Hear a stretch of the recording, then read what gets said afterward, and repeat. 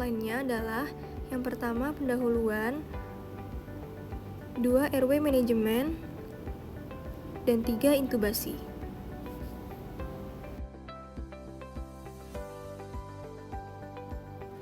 Masuk ke bahasan yang pertama, yakni pendahuluan. Jadi, untuk anatomi saluran nafas, jalan nafas pada manusia terdiri dari 2 jalan, yaitu hidung yang menuju nasofaring dan mulut yang menuju orofaring yang dipisahkan oleh palatum pada bagian anteriornya. Kemudian, terbagi menjadi 2, yakni saluran nafas atas dan saluran nafas bawah, di mana saluran nafas atas adalah nasofaring, orofaring, dan hipofaring, sedangkan saluran nafas bawah adalah trakea, bronkus, bronkiolus, dan alveoli. Berikut adalah gambaran dari saluran nafas apabila menggunakan laringoskop. Pada saluran pernafasan dapat terjadi sumbatan yang bisa disebabkan oleh cairan, benda asing, tumor, maupun kelainan anatomi. Kemudian fisiologi pernafasan, yakni ventilasi yang merupakan suatu peristiwa inspirasi yang membawa oksigen ke dalam paru-paru dan ekspirasi yang membuang karbon dioksida ke udara bebas. Sedangkan difusi merupakan proses pemindahan gas antara alveoli dan juga kapiler pada parenkim paru. Sedangkan perfusi merupakan proses menyatunya oksigen dengan darah yang nantinya dialirkan ke seluruh bagian tubuh. Kemudian yang selanjutnya adalah airway management. Yang pertama adalah penilaian jalan napas. Jadi penilaian jalan napas ini harus dilakukan, tujuannya adalah untuk melihat fisik dari pasien dan memprediksi kemudahan intubasi.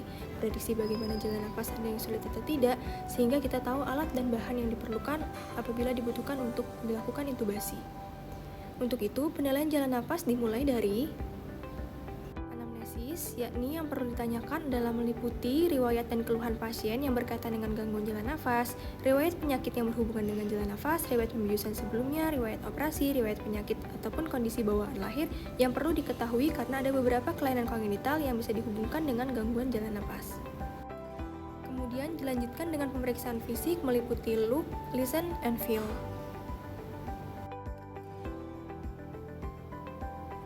Kemudian selanjutnya adalah kesulitan jalan nafas yang meliputi sulit ventilasi dengan sekup wajah, sulit pemasangan alat supraglotik, sulit krikotriodotomi, dan sulit laringoskopi dan juga intubasi.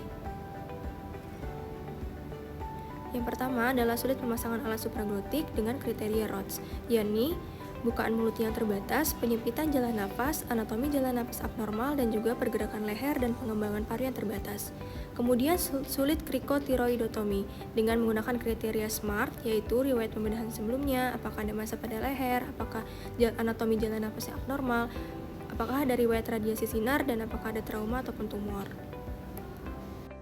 Kemudian sulit ventilasi dengan sekup wajah menggunakan kriteria Moans. Yang pertama ada maksil, yakni biasanya sulit pada pasien laki-laki dan pasien yang ada trauma pada wajahnya. Kemudian pada pasien yang obesitas dan pasien yang kehamilan trimester 3, pada pasien di atas 55 tahun, pada pasien yang ompong, dan pada pasien dengan kekakuan pada leher akibat radiasi. Kemudian ada sulit laringoskopi dan juga intubasi dengan kriteria Lemon. Yang pertama adalah look externally, lihat pasien dari luar. Kemudian evaluasi 3-3-2 rule. Jarak antara gigi seri adalah 3 jari, jarak hyoid mentum 3 jari, dan jarak tiroid hyoid adalah 2 jari. Kemudian selanjutnya adalah malampati. Sebelumnya kita minta pasien untuk duduk tegak dan membuka mulut sepenuhnya serta menjulurkan lidah sejauh mungkin. Kemudian pemeriksa melihat ke dalam mulut dan menilai derajat hipofaring yang terlihat, seperti pada gambar. Dan kriteria Lemon yang terakhir adalah neck mobility. Seperti yang terlihat pada gambar, ada posisi yang netral, ekstensi, dan juga fleksi. Selanjutnya ada 3 pilar manajemen jalan nafas. Yang pertama adalah patensi, kemudian proteksi, dan juga ventilasi dan oksigenasi.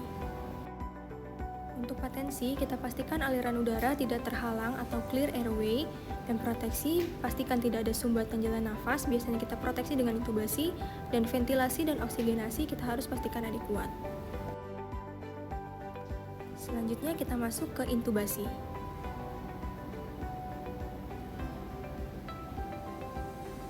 Indikasi intervensi jalan nafas aktif meliputi patensi, menghilangkan obstruksi, perlindungan dari aspirasi, kegagalan pernafasan, hipoksia, hiperkapnia, kegagalan oksigenasi, kegagalan untuk menghilangkan karbon dioksida, kelemahan neuromuskuler, dan kegagalan sistem saraf pusat, dan juga gagal kardiovaskuler.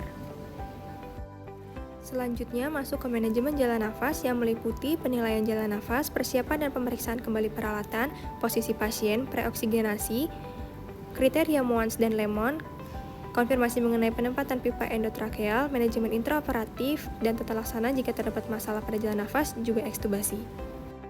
Kemudian, berikut adalah alat-alat yang diperlukan untuk persiapan intubasi.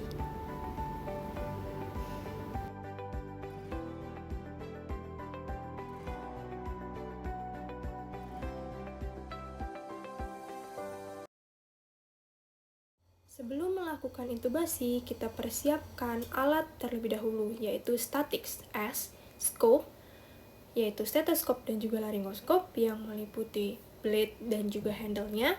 Kemudian T, tube, yaitu pipa trakea. Kemudian ada spuit 10 cc untuk mengembangkan balon yang ada di pipa trakea. Kemudian A, ambu bag, dan juga oropharyngeal airway yang terdiri dari beberapa ukuran disesuaikan dengan ukuran dari masing-masing pasien. Kemudian ada T, tape atau plaster untuk memfiksasi dari pipa trakea agar tidak terdorong atau tercabut. Kemudian ada I, introducer, yaitu sini adalah mandrin. Kemudian ada C, konektor. Kemudian S, suction untuk menyedot lendir ataupun ludah dari pasien.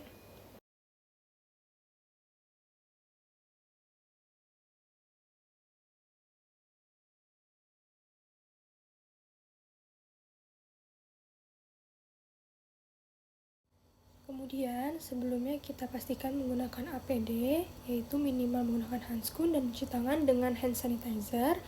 Setelah itu, mempersiapkan laryngoskop yang akan digunakan sesuai dengan ukuran pasien. Juga OPA, oropharyngeal airway, disesuaikan ukurannya dengan mengukur dari ujung bibir atau sudut bibir pasien ke arah tragus. Kemudian kita siapkan juga ETT yang akan digunakan dan pastikan balon yang ada di ETT tersebut dapat berfungsi dengan baik, dapat mengembang. Dengan cara memasukkan udara menggunakan spuit, maka akan terlihat balon mengembang seperti ini. Pertama, kita pegang handle dari laryngoskop menggunakan tangan kiri, kemudian masuk dari kanan dan menyingkirkan lidah. Kemudian kita cari epiglotis dan valikula pasien, lalu angkat ke arah anterior, maka akan terlihat pita suara. Kemudian masukkan pipa ETT ke dalam dari sudut kanan mulut pasien. Setelah itu, kita lepas mandrinnya. Kemudian, kita kembangkan balon ETT menggunakan spuit. Setelah itu, kita sambungkan ke konektor dan kita pompa menggunakan ambu bag. Lalu kita lihat apakah dada pasien mengembang dengan baik. Pastikan dada pasien mengembang.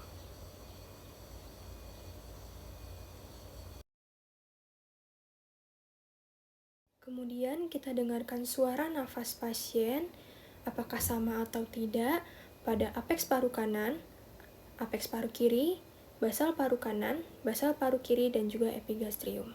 Kita pastikan suara nafas yang kita dengar adalah sama.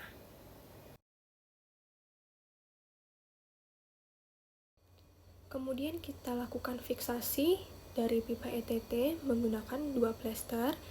Plester yang pertama, kita tempelkan pada bagian pipi kanan pasien, kemudian melingkar di pipa ETT, dan kita fiksasi di bagian bawah dari bibir bawah pasien.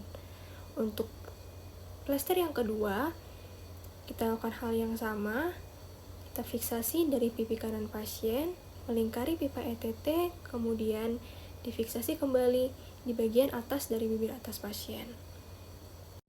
Setelah itu, kita pasang oropharyngeal airway yang ukurannya sudah ditentukan sebelumnya untuk mencegah agar pipa ETT tidak tergigit oleh pasien.